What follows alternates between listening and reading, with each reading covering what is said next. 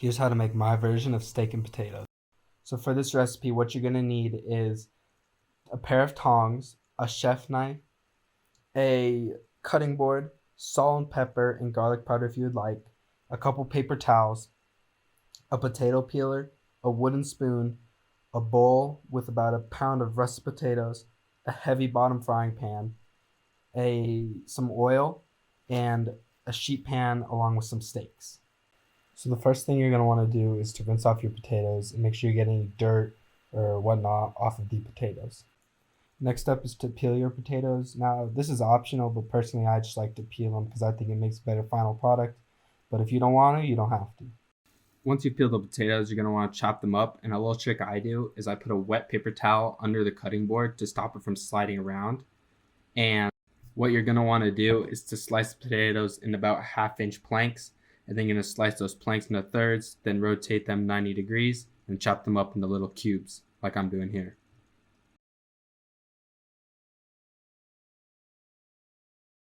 After you have all your potatoes chopped up, you're going to want to put them on a plate and microwave them for about 6 minutes in 2 3-minute intervals. Now as for the steak, you're going to want to get a steak with a lot of intermuscular fat like I'm showing here, because that's going to give it more flavor. Now I'm using ribeyes. You can use whatever you got, just make sure it has that fat. Now to season the steaks, you're going to want to put a very thin layer of oil, and I'm actually putting too much here. But anyways, you're going to want to season each side liberally with salt and pepper. Once you got those all good and seasoned up, you're going to want to preheat your grill as hot as you can and just let that warm up.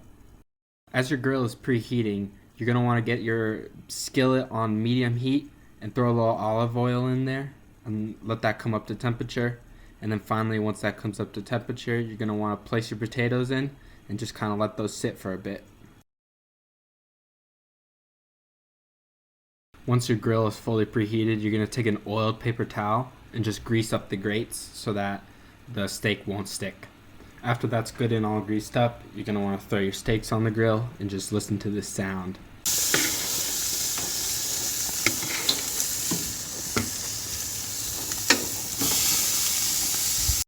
You're going to want to let those steaks sit for about 2 minutes, and after 2 minutes you're going to want to rotate them about 45 degrees. While those steaks are getting a good sear, you're going to want to go ahead and stir your potatoes and give them a nice sprinkling of salt and pepper, and just kind of let those sit for a little bit longer. After you've rotated your steaks and let them cook for another 2 to 3 minutes, you're going to want to flip them over and let them cook for about 4 to 6 minutes, rotating them halfway. I personally prefer my steaks at medium, which is about 140 degrees internally, and takes me about 8 minutes total to cook, but depending on your preferred level of doneness, it may take longer or shorter. For the potatoes, you just want to make sure you're stirring those occasionally, and they should be done after about 20 minutes. And once those are done, you're just going to want to turn off the heat and take them off the stove.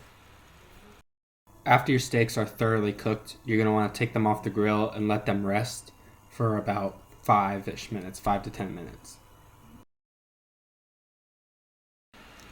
Now that your steak has been thoroughly rested, you're going to want to slice it against the grain. So on this steak, as you can see, the grains are going left to right, and that means you're going to want to slice it up and down and against the grain.